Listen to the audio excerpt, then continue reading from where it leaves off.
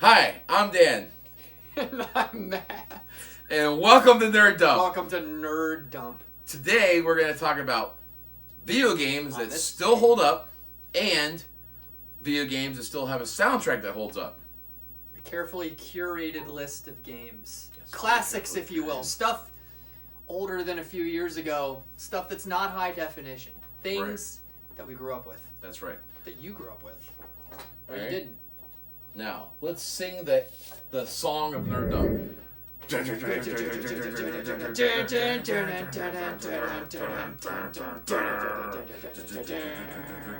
All right. That might have been a different song. It was. That was a Mega Man X song. That's how you avoid copyright. But it kind of segues into what we were going to talk about. Say SIGs like Sigma? Sigma. Sigma's ways? All right. We got a list Mega right Man here X. of games. Now, I think I'll start off this one Okay. because that's the way I wrote it, apparently. A game that still holds up to this day. It came from the Xbox 360 and PS3 era. It is Dead Space. Now, I've played the game. I've started it. What do you think of that game? I honestly, so Dan sold me Dead Space as like a really sci-fi version of Resident Evil 4. And believe me, I spent enough time on the internet that I get the differences between that, but I do see what he was saying and I like it. Dead Space did have me hooked. I just, you know how sometimes you have to be in like a mood to play a game? Yeah. Or certain Yeah. like mindset. I know I'm going to like it and I'm going to play like all of them. Right. In fact, I'm geared up now.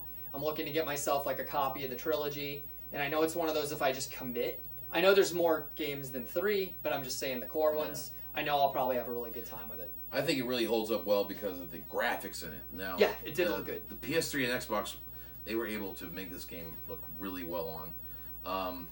It's got a nice atmosphere to it. It's got the nice, you're on a spaceship and cling, cling, get the cling and clings going on and everything. I think that's really It felt like it was atmospheric. It felt like it was having like a survival horror atmosphere to it. A little bit, yeah. I would just say horror. Okay. And, you know, I've heard it's a little more action oriented. yeah, it is action oriented. But so that's the first game I wanted to bring Cool up. premise out of the Yeah, gate. I was digging that. It is an RE4 clone, but that became very popular after RE4 came out. But RE4 set that stage, man. So we got a game here that both of us. Yes. That was more mine, Dead Space. I just want to talk about. I think it holds up to this day. I know they're making a remake that's coming out very Dead shortly. Space? January. Yeah, January. Yeah. Got we Resident Evil remake, the GameCube remake. Yes. I know we've talked about this game before. We might be fans We of might the be franchise. yeah, The franchise. we might like Resident We Evil a might little like bit. Resident Evil. But yeah, Resident Evil remake was God, It holds up. it does. You I know plug it in right now. It looks good for its time. It looks good for Definitely. now. Yeah, there's some stuff about it. You're like, it's a little cheesy. It's still, remember, it was rebuilt from much older hardware, much older software. It's originally made for the GameCube, Yep. and I remember buying that when it came out back in high school. And I think I was 17. Jill and a zombie on the cover. That was my first Resident Evil game I ever played. I never had a PS anything before, and on the GameCube for Nintendo they're making Resident Evil games. I was like, whoa! I got that, plugged it. I turned it on and everything. And I was like sitting there looking at like the opening sequence when they're in the helicopter and everything. Yeah. Just going, wow. When you look at end a zombie on Nintendo, there's no blood. It just spills coins. No, they kept all. That's what the thing. No, is. it kept it in there. Yeah. For a Nintendo game, it was not for a Nintendo game. For any game, it was still. It kept all the gore and violence and stuff. And The game, just the atmosphere, the handling, the design, the sound, the visual effects. It's just the game is so clean, smooth, well paced. and the added content. Yeah. Obviously from the original Resident Evil 1. Yep. With Lisa. Yep. And all the extra little things you could find that made more of the story And- unfold. Not really better voice acting, but that is still the charm of that game. Still better than the original, though. It's confusing now because there is like Hollywood tier voice acting in games that's a standard. You go back to that and you're like, man, they have this great game. Maybe not the approach to voice acting talent just yet. Nothing against those actors, but I love the takes they used in the game. Barry, you have become a figure of legend.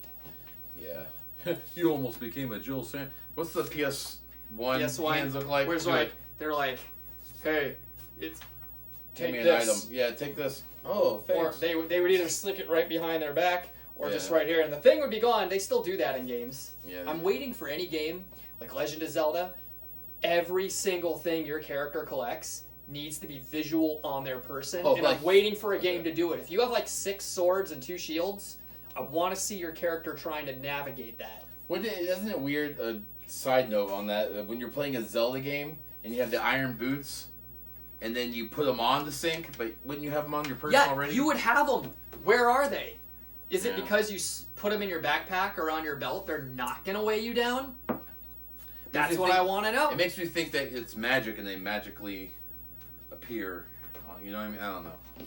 But yeah, Resident Evil remake for the GameCube. I know they released it for the Xbox One and PS4, I believe. It had many subsequent ports. The one I most frequently have played is the PS3 and PS4. The high def remaster. Because I have 2 versions. I have the GameCube original, then I have the Wii version. But you know, Yeah, the it's still a remaster great game. looks beautiful. It's a Yeah. little smoother, sharper. Of course, it's a remaster. Yeah, Better frame rate. It's a worthwhile download. Do it. worthwhile to play. Worthwhile. What's the third one there? Third one. This was one of my picks. It's The Legend of Zelda: Wind Waker. Now I don't think you have played this game. I played it, but I never got very far. Never got very far. The art style in it is cell shaded. Yeah. So if you plug in the GameCube Perfect original, cell. it still looks great. There's no clipping or anything. The graphics are amazing, especially that you're playing this old game from 2002 or 3, I think it is. Isn't it weird that that's old now? I don't like it. But yeah, 20 years ago we were 18. Ugh. But it holds up really well. It's got great gameplay. They added a lot into it because this is the game that came after. If you don't include Majora's Mask, which I think is a side game, but it was released on an actual system, like the 64. Good system. As a sequel game, it adds, combat. You do the thing where you push A, you can run around characters. It's like real life. Yeah, it's just Yeah. like real life. Not the best in dungeons and everything, but it's still a really great game. Really good game where they encouraged exploring your surrounding it. That's when I think that era of games, they were coming out with systems where now you had the power to do more of that with games. Yeah. So they were like, how do we explore that? Because it hadn't been around long. I mean, it's been around pretty much in all of gaming, but really that ability to do it. Well, if you think about it now, they try to make everything an open world now.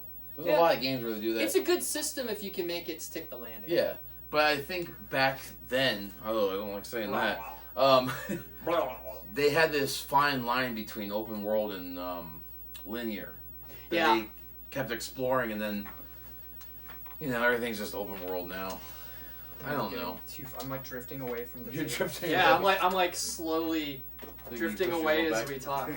Like, We'll come back. well, Come back. I would like to take the next one. All right, go ahead. So this one will probably come as a shocker, if you've ever seen me talk on this. Oh, I think it's one of your all-time favorites, isn't it? Well, yeah, no one's ever heard me talk about this game. Resident Evil 4. Okay, so the remake's on its way. It looks absolutely stunning. Wait, is it May or March? March. March. I'm not going to talk about that much here because A, it's not as relevant, but B, Dan here has had the discipline to mostly avoid all content and spoilers that has been out there. So I don't want to take that away from him, but if you've seen it, you know what I'm talking about. But the original RE4, I understand it's, starts on the GameCube, but I played the PS2 version as my first like play on that game. I know it's a little bit weaker graphically. Doesn't matter. I think any port of that game, not the mobile thing that happened, which I never got to play, but any of the core console ports, you could take any of them today, plug them in and play it. That game holds up exceptionally well. It's playable, it's fun, it's engaging. It just has this formula about it. And I don't think I'm the only one who feels that way. I feel like people just have a genuine love for that game. If I could interrupt you for a second, I bought that game in 2006 when I was in the Marines, and I was glued. Yeah, it sucks you in. I had a GameCube. Bro. I'm going to say something that might be a little inflammatory right now, The GameCube had better graphics than the PS2. Yeah, the GameCube is the Resident Evil box was a powerful little system. We're going to do another video on the consoles. That's going to be coming in the future. This one is a wellspring of knowledge for this. He's told me things I never knew. And I was just like, this is incredible because I grew up with these things too. But I don't know. But no, Resident Evil 4, there's a reason it's getting a remake of this profile. Yeah. Is because it's time to bring it to a more modern audience. Yeah. With updated power of these systems like the PS5.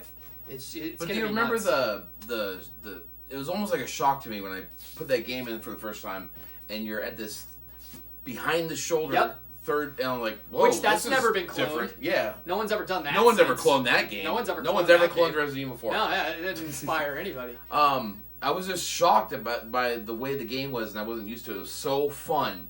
It was so.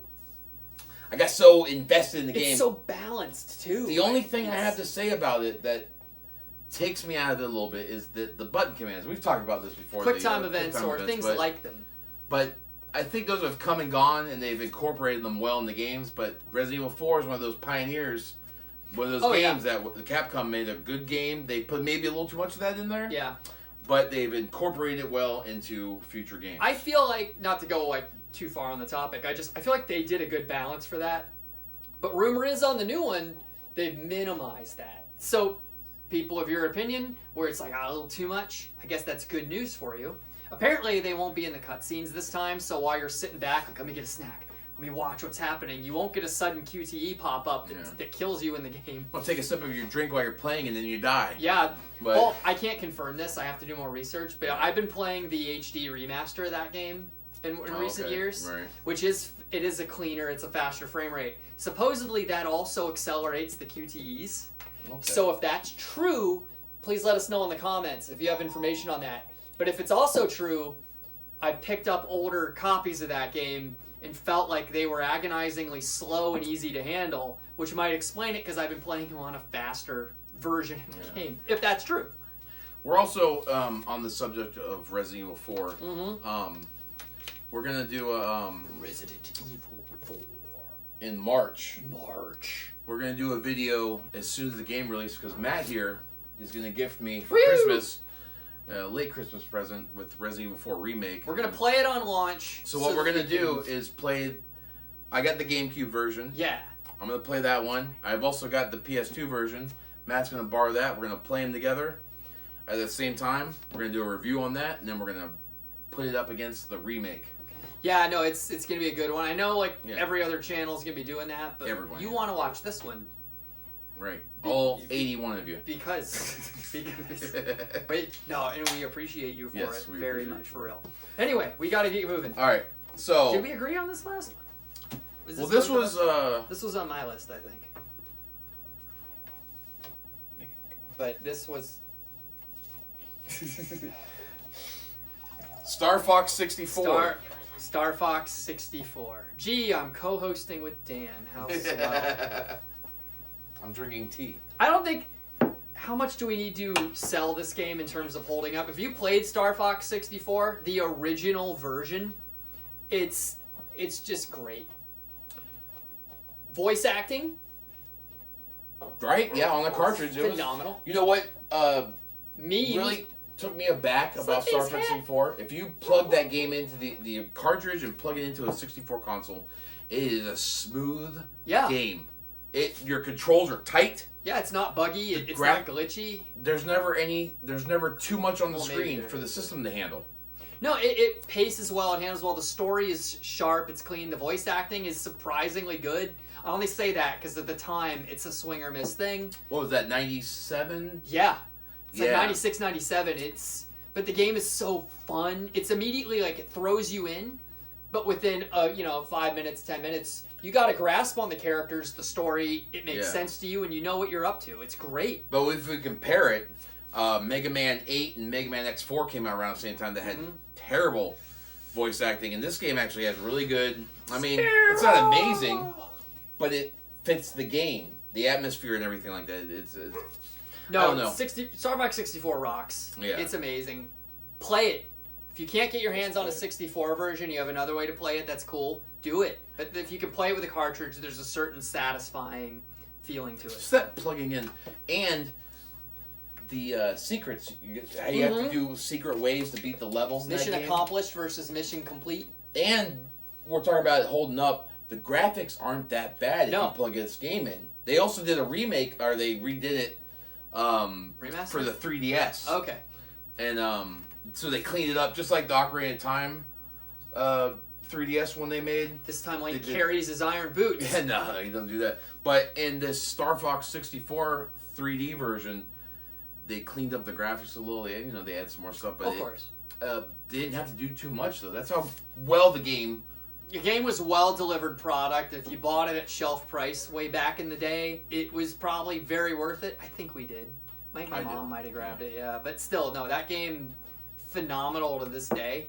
And there's such good muscle memory. If I plug that in, I, know what to do. In 97, what were we, 13? Probably. 97? Yeah. 13, yeah. Man.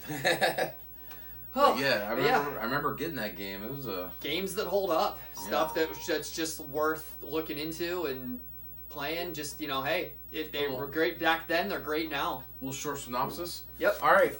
So, also, I don't know why I grabbed the pen. You did. But, you had notes. Now the soundtracks that we think... Now this entails things like... we might have a couple 16-bit games on here. One of your kids is barking. Yeah. Oh.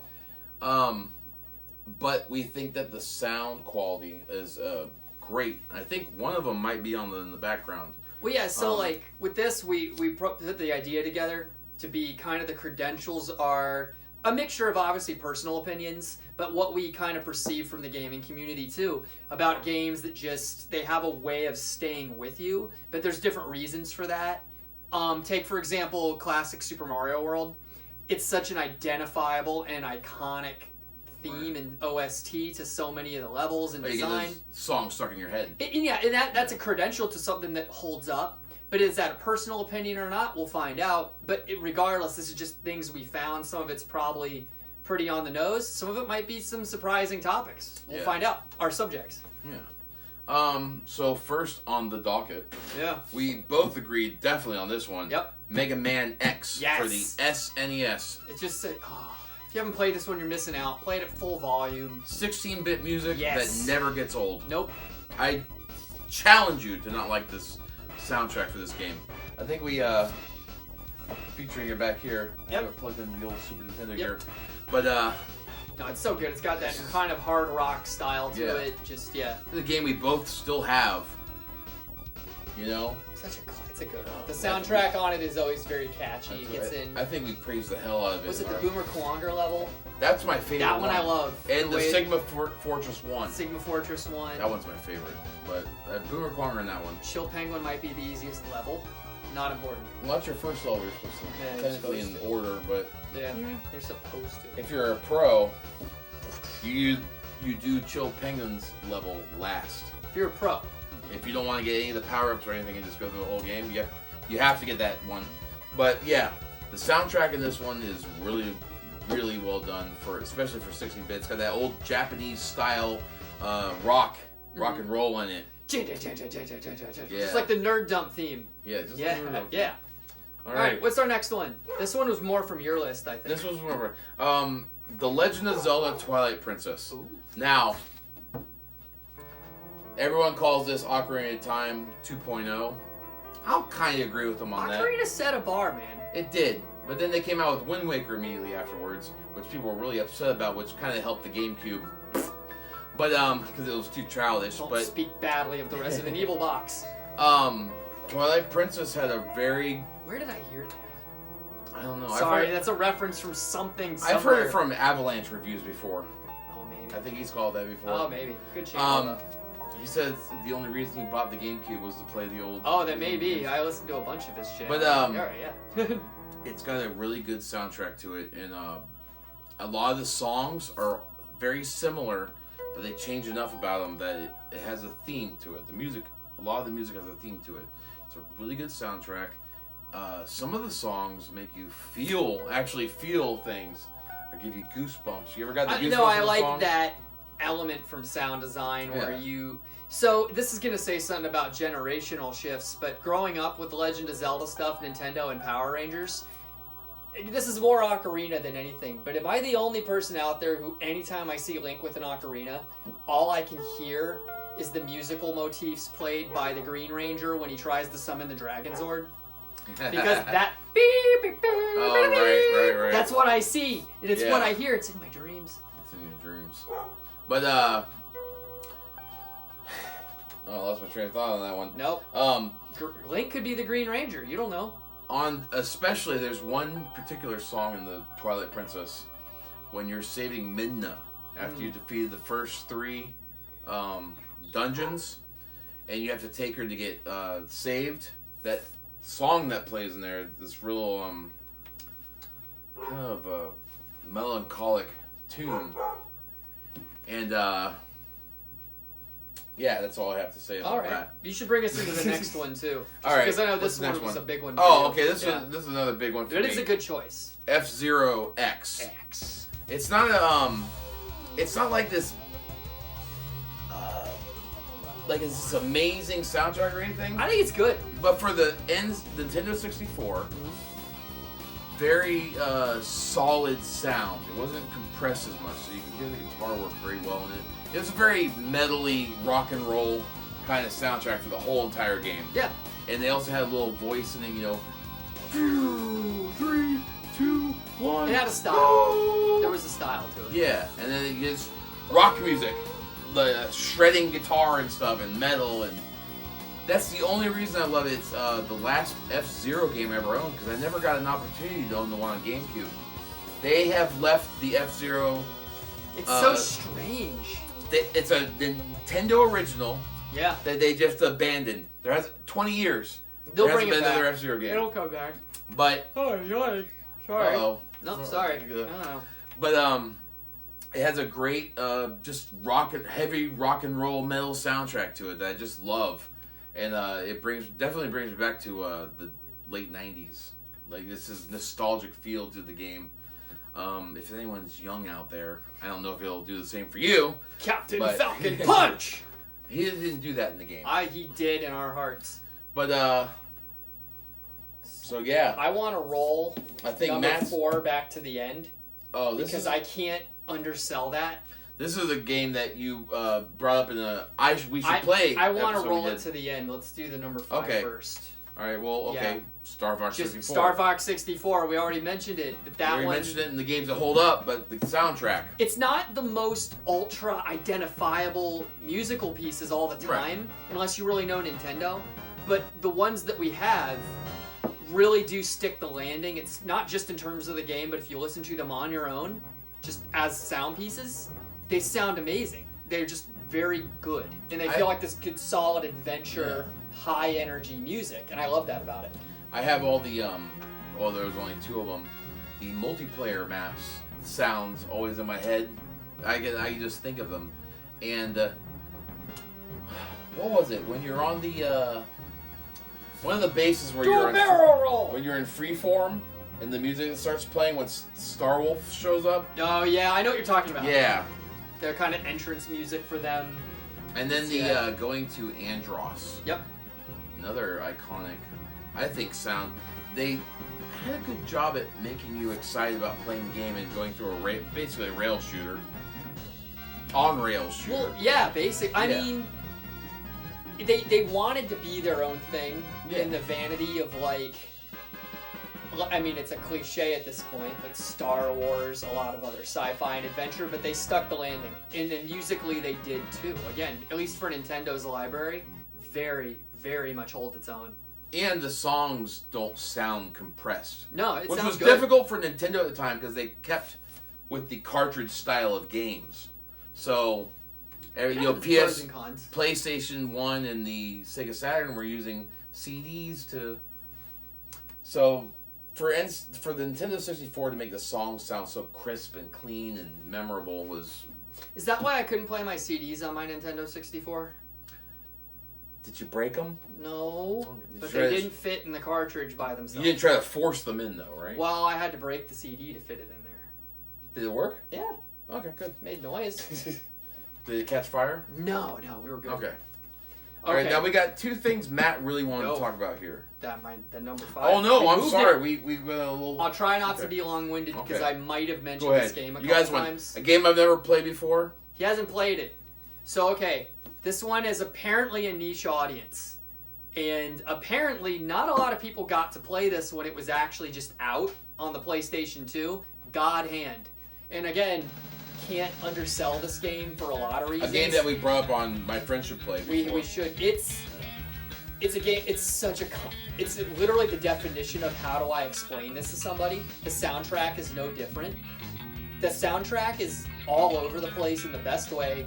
There are so many tracks and motifs in that game that you gotta take time to figure out like what is the main musical focus in this game, because there's so much going on in different situations, levels, enemies, and they go like the extra 10 miles with it, and it's just another thing about this game for a lot of things that make it this like special little gem.